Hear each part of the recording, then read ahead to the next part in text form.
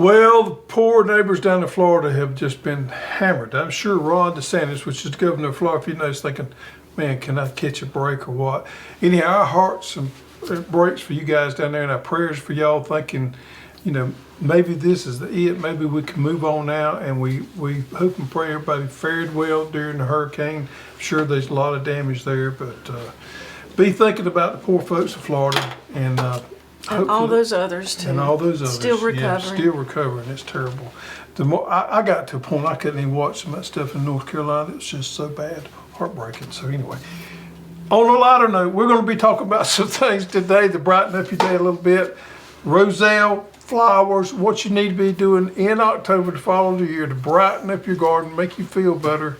Get out there and start contributing and get back to some type of normalcy. Welcome to the Row by Row Gardening Show, the best dadgum gardening show on the internet, where we talk about gardening, a little bit of cooking, and growing your own food. Now sit back and enjoy. So we're talking about Roselle specifically to start with, and folks, I'm going to tell you, you know, we gave away some of these seeds earlier in the year because this is a new variety for us.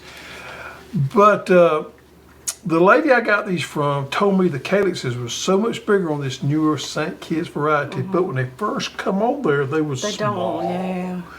And I was, man, something's wrong And here. look at the different, that's when you want to harvest them, when you can really see that seed pod.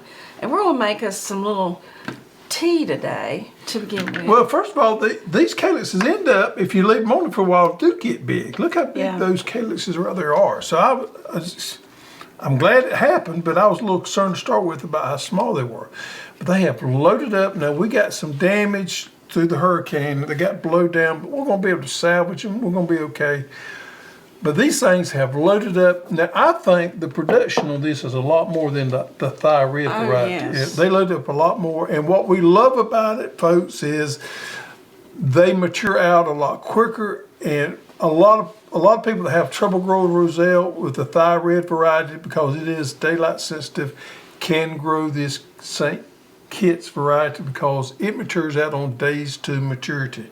So we're excited about it. We're hoping to get a good seed harvest. We're going to talk about it today because they're coming in now. How do you make tea? But also for you guys that got some of our free seeds earlier in the year, how do you harvest those seeds? So you want to harvest them after it blooms and the blooms fall off. If you can wait about 10 to 12 days, that's perfect. If you've got some weather coming in, but it's okay to harvest them when they're closed up. It's okay. The longer you leave them, the bigger they're going to get. But you don't want to wait till they get too tough. Right, and that one there's on the borderline of It's that. on the borderline, yeah. See how it's turning blackish around the edge right there? So These things are really pliable too. yeah. So to make the Roselle tea, I simply just put lemon juice in there and honey, and I want you to show them how we take the seed out. Okay, so this is one of those little cheap apple cores that you can buy. Where'd you get this at? I have no idea. You can order them online or wherever. You take the bottom side of that calyx, and that's what we call the red thing there, because the seed pod is inside there. You see that huge seed pod there? That's what we want to get out. So we want to go through the bottom side there and push in on that with an apple core. Now I'm pretending like I'm an expert at this, but I'm really not. So it pushes He did it forward. practice one time. Pushes forward, and our seed pod is separated from the calyx here. There's our calyx. That's what we want. We want to save this seed pod, or we want to definitely save some seeds. But it's probably a little bit too early. Too early to save that seed pod. Open me up a few more. Okay. And I'm going to tell you, this right here is the cat's meow, as they say. The first time I ever did it, and I'm going to add a generous amount of honey. The first time I did it, I sat there and peeled every one. Now, I have washed these. You will notice at this stage, there's a little buggy lady, you will find some critters. So it's important to wash and inspect. And inside this just has a little strainer. There, that come right out. I'm getting pretty good at this. Getting pretty good at this. Need some more? Yeah, I want to fill this up. Now we like this hot. We also like it cold. Yep. That's pretty Kind of like shelling peas. Yeah, kind of getting a rhythm there. That's pretty good. All right. Now I need the hot water. The hot water. Oh, you talking about hot? It is hot. Pour it in there. Mm-hmm. See it turning red there, coming up. So this will need to sit in there for a little while, right? Yeah, the longer you let it sit, the more. Now it's gonna talk turn about where red. you got this at. I got it at a home goods store. It's one of those things to make tea in, just any kind of Yeah. tea. We go in these binges where we make tea a lot, and then we go with binge where we don't. It's kind of like eating popcorn. We'll go on a popcorn binge, eat popcorn every night for a while, and then we quit for 6 months. Yeah. Tea's the same way with us. We'll drink tea every night, and then we won't drink it for 3 or 4 months. So we're just gonna let that sit and simmer for a little bit. Talk about my new book. You want to do some I more want of to talk those? about some seeds. You go ahead. So, you know, I've got a freeze dryer. And there's so much out there on different ways to freeze dry. But Carolyn Thomas, she's from the Homesteading family, and she's the first person I ever watched freeze dry. And this book here is awesome. It talks about the difference in freeze drying, dehydrating, the nutritious value, how much electricity it takes. And then it goes through a lot of different foods. And do you have to do anything before you freeze dry them? Like potatoes you need to blanch, carrots you need to blanch. But it's all these foods and charts. It's just a really good handbook. Now, the only disappointment, she didn't have Roselle in there. She may live up in Virginia or somewhere, doesn't she? I don't know if they can grow Roselle up there. May not can. And the Roselle's not in there. So if you do Roselle, you just simply de-seed it and pull the petals back, Calyx. the calyx back, and put it in freeze dry. All right, so let's talk about seed just for a minute here. These right here, you're going to have to treat it different from harvesting the calyxes than the seed. You should have plenty of on your Roselle so you can do both. It's not going to take a lot of seed, but I highly recommend you saving some of these seeds because I can tell you what, folks, this is a hard to get prize variety of Roselle right here. So you need to save seeds, be able to share with some of your like-minded gardeners, family, whoever. But save the seed at this stage. Take it from me, it will not germinate. Yeah, it needs to be a little bit longer. Actually, what you want is you want these to start, these seed parts to start pop popping open a little bit. And those seeds at that point will start turning black inside. If we was to harvest them out right now, see if we can pop one up, they're going to be green in there. And you will not get good germination yet. It's way too green in there. I may need my knife. See if I can get in there. Way too early for the seed to mature out. You just won't get any germination. Yeah, see there, folks, how green it is in there? That's not what you want for seed production. You want those to be pop open. Now, what's going to happen if you don't get them? They're going to pop open. Your seeds are going to fall on the ground. So you don't want that. But as soon as that starts popping open there, at that point, you want to harvest them, get your seeds out of there, and dry them a little bit more. Lay them out somewhere on a screen or whatever, so they can dry a little bit more and save those seeds. It's not going to take a lot for you to continue to have seeds every year. But by all means, don't let this variety go by the wayside. We're going to have some seeds available next year. I don't know how many, but I would highly encourage everybody to save their own seeds on that one right there. So that I'm just blown away by that variety. And we need to be able to keep it in existence and be able to share it. The Thigh Red, I think this one's going to replace that variety all the way around. I think so too. We was able to get some of that Thigh Red out of, it's even hard to get, we was able to get some of it out of California last year. We couldn't even get in this year, but that's okay because we're going to switch over to more of this variety right here. And I honestly think, you could grow this possibly all up in the Tennessee, southern Tennessee. I really do. Now, if you got it there too much higher than that, maybe in Ohio you probably couldn't. But maybe zone 7 should be able to pull this one off, and maybe somebody should test it in zone 6 to see. If you get it planted It's early according enough. to the year. If you planted it in the greenhouse and got your starts out of the greenhouse and got it in the ground, I think it could probably do it. Do it. Yep. So anyway, all right, folks, we're going to be talking about flowers today because it is that time of the year. October is a wonderful time of the year to plant, and flowers do great. Now, I did a video last Sunday night, wasn't it? Yeah, last Sunday night talking about Planting things in the planting fall. things. So there's a lot of things we can plant, but we're going to dive in on flowers today.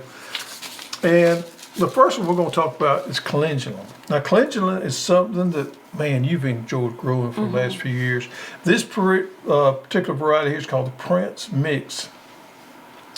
Now, you can do calendula in 2 different ways. You can plant it in the greenhouse and transplant it out, or you can direct seed it. At this stage in the game, you're probably better off just go ahead and direct seed it. Put it in the ground, cover it up just a little bit, maybe about 1/4 inch. Do your seed spacing somewhere between 6 inches and 12 inches, somewhere like that right there, and plant it. This works really good if you got a small raised bed, a 4x8 raised bed, and you got something you want to plant in there. Calendula works well. And it's one of those triple type flowers that has several different benefits Yeah. to it. What I like about planting in the raised beds, I plant it in the raised bed with my echinacea or my coneflower, and it will reseed a couple of times. So if you have it in an area that you just let go, it'll just continue reseeding. 50 days to maturity, so it is fairly quick. The ideal time to plant calendula for us in the South is right now in the month of October. Now, what are the benefits of calendula? This is when I said this is one of those what I call 3 type flowers here. It has at least 3 good You can use it as a cut flower, cut flower. great pollinator, and then you can also use it as a medicinal. Yep, which you enjoy doing a lot with. Right, I've made this for the last couple of years, and it's some calendula coconut salve, and I've actually got a video out there we can link in the description. But it just has the calendula oil, the coconut oil, and you can use whatever type of oil you want to use, beeswax, shea butter, and vitamin E. So you people that have some skin conditions out there that want a natural solution to that and enjoy growing flowers in your garden, this is the good one right here, calendula. And it's pretty and the pollinators love it. Now it doesn't get huge. What would you say, about this big? And it just loads up with flowers on there. It has that nice orangish yellow color right there. From my point of view, it's one of the And it's pretty hardy cold wise. Easiest I one, think yeah. it can go down to, what was it, 20? yeah, it's pretty tough. So if you're in the area and you're expecting a freeze, just cover it up and it'll be okay. But one of my favorites. If not your favorite. Yeah, and I put it in the freeze dryer and use the petals like that. I've dehydrated it in just a regular dehydrator to make some soap with. All right, the next one here is Marigold Sparky mix. Now this one right here, same thing. We could transplant them or direct seed them. This stage in the game, I think direct seeding is going to be your best mode of action there. 50 days to maturity, so it is fairly quick right there. Plant depth, same thing, about 1/4 inch. Now I think where this one fits to build right here is a border. So if you want to plant a border around some of your vegetable garden, or if you got a raised bed that you need something to plant them in, I think this is perfect for that, but probably more so as a border there, because these plants right here load up with blooms. The plants don't get very big. What, 8 Do they help inches out? repel pests? Some people say they do. I'm not sure if I've ever seen any conclusive evidence of that in my book. But a lot on the internet out there is inundated with talking about marigolds help with And these insects. they'll reseed too. So if you've got an area that you just kind of let go, Yep. it does really well. Yep. Spring and fall, you can plant this, either one, but October is going to be a wonderful month to plant some marigolds there. Cut flower, pollinators as well. You want to try some tea? Yeah. And we got snapdragons, folks. If you love cut flowers, snapdragons going to work well. These things love the fall to do. They love the cool weather to grow. This particular is called the Textures Mix, which has different colors in there. 40 days to maturity. Same thing with this one. You can direct seed it, which is what I would recommend right now. Now, you really don't want to plant this one deep at all. Probably about a 1/16 inch deep. So you just want to press it into the soil there. Maybe get just a little bit over the top of it. Keep it wet. And it's going to come up and they're going to make beautiful flowers here. So if you're leaning more toward cut flowers, I think Snapdragon's going to be the... Yeah, and we're able here to keep them alive, which I normally plant them in pots. But we're able to keep them alive all through the winter. And they'll do better toward the spring, but it is something you can have. Over winter. Snapdragons.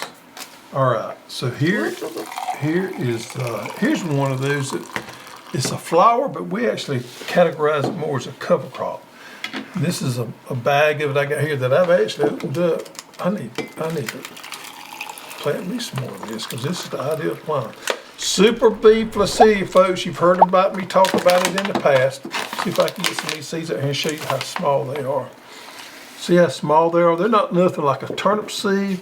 They're real close and they're not exactly round. What I do is just kind of spread them out there. You can plant these with a Hall's garden seeder with the drill attachment, which I did last time. But these are a little bit inconsistent as far as the size, not size, but the shape of the seed right there. Superbee Phacelia is a wonderful, wonderful flower / cover crop. The benefits of this one right here, and it's going to get fairly tall. Now you could plant it in a raised bed, but I think it's probably better suited for planting in ground because this stuff's going to get 2 to 3 foot tall. Bees absolutely love it, as the name implies. Superbee Phacelia, but it makes a beautiful purple bloom that you could use for a filler with cut flowers. A lot of people use it like that. 2 beds. I need to put that in.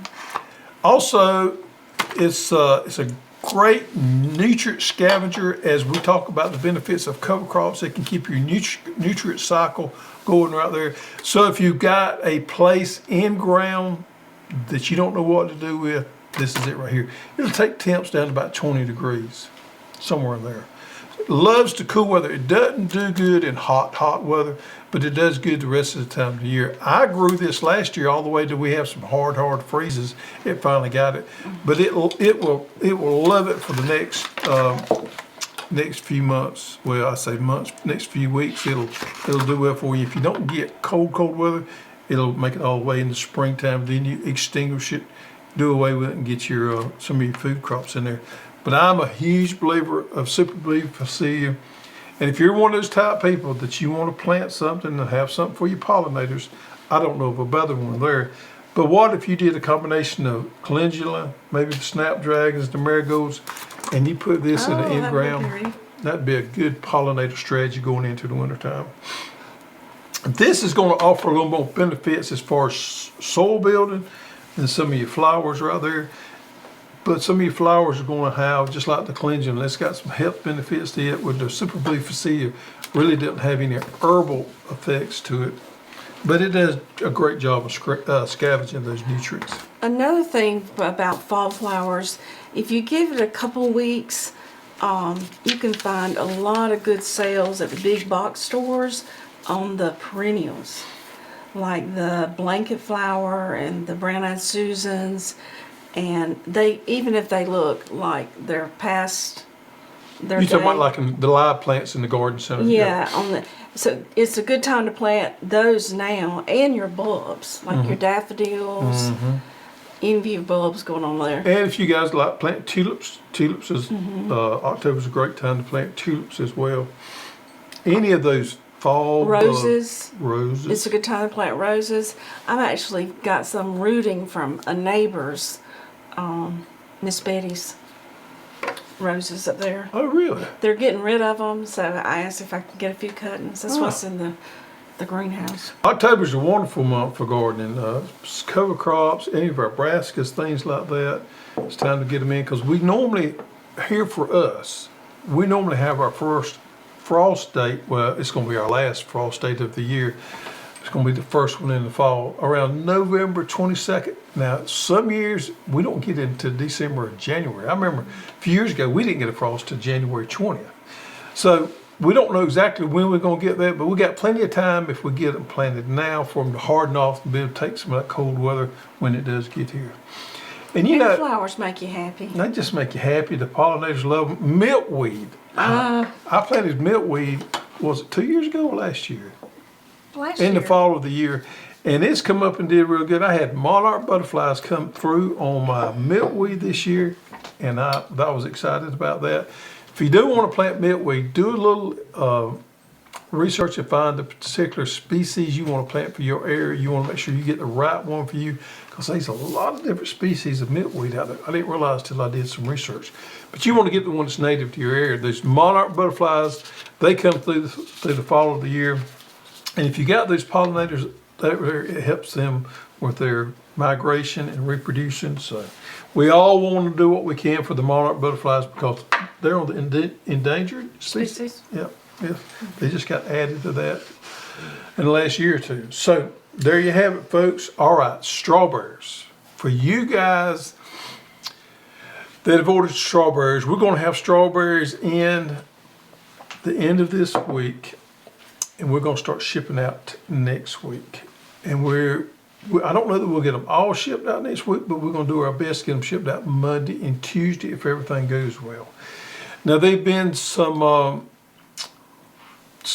diseases that's worked this way into our strawberries this year that we've not had before, as bad as we've had before. So we're also going to be sending out an email to you guys that purchase strawberries and give you a spray schedule with fungicides, what you can do. We had somebody posted on a YouTube thing or some question about spraying the soil for some of these strawberry diseases. What could you do for the soil? I'm not aware of anything you can spray on the soil for some of these strawberry diseases. What we want to do is spray the foliage after we get them planted and stay on a strict schedule there, and we can combat some of these diseases because these diseases are here to stay. And with these hurricanes that we're having, blowing all these winds around and all these water moving around, we're probably going to see more diseases for next year or two than we may be seeing in the past. So it is what it is. We'll deal with it, but we will be sending out a spray schedule you can use on your strawberries. It's a little touch and go now because some of our pesticides weren't necessarily labeled for strawberries. I think going to give us some exemptions on. I've had some conversations with some of the growers in the last couple of weeks. Anyway, strawberries going to be shipping out. We still got some garlic. We got some garlic for sale. We're pretty much through with brassicas for the fall. We've got all the brassicas sent out. So we're moving into to the deep fall. The next thing, what's the next thing? We'll be Onions. Onions. November is a big onion time. And we're taking pre-orders now, not shipping, but pre-orders. Yeah, and we'll ship them about the middle of November. We got Vidora, which I think is the best onion variety out there, in my opinion. We got Vidoras that we ate a Vidora last night that we grew back in the spring, and we harvested in April. And there's still some of that there. is stored well. So I think Vidora is a good one. This is so far right here. It doesn't store as well. It doesn't store as well.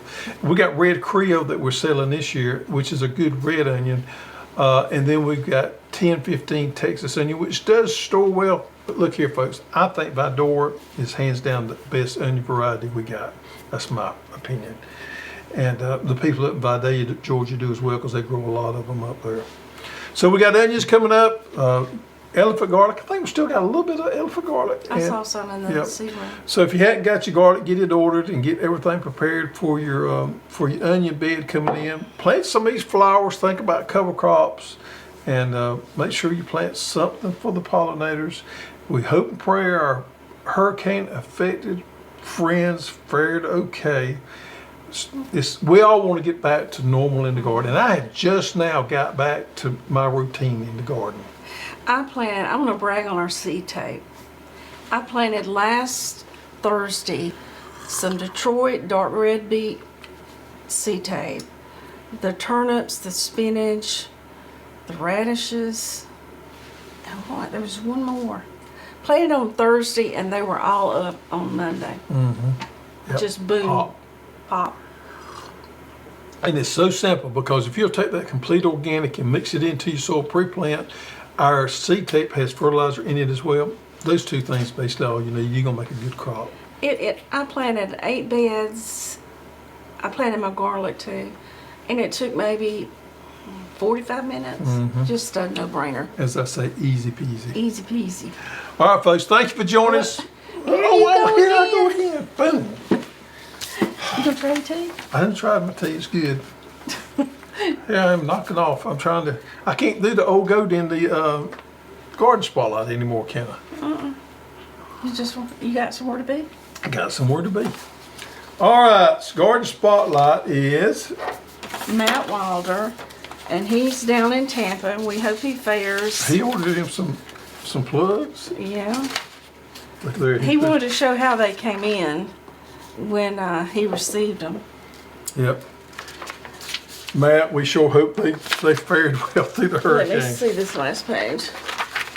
All right, there he goes. He's showing some of his, is that his okra? Yeah. He said package delivered at 12:04, planted at 1:04. That's the way you're supposed to do it. He pre-ordered collards, kale, cauliflower, cabbage, and broccoli. And there's okra in the background. And he's got irrigation in his raised beds. He's all set. Maybe in the raised beds, even with all the rain he may Maybe- get, maybe he'll be yeah. okay. Matt, if you had a lot of damage, contact us.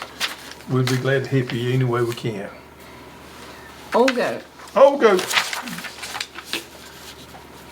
Old goat drawing for this week's winner from last week's Finding the Old Goat is Vanessa Bledsoe. Vanessa found the old goat last week. She put in the comments. You do the same this week. If you find that old goat, put in the comments where it's at. Next week we'll draw for the winner of that. But Vanessa found it last week. Send in your shipping information to support@growhouse.com. Look at there, Vanessa. You'll be sporting around right there. And let us know in the comments what type of flowers you plant in the fall. Yep. All right. Thank you for joining us. Maybe we can get out there and get back in our gardens and get started again, growing our own food, growing for pollinators, just enjoying life. Thank you, and get outside and get dirty.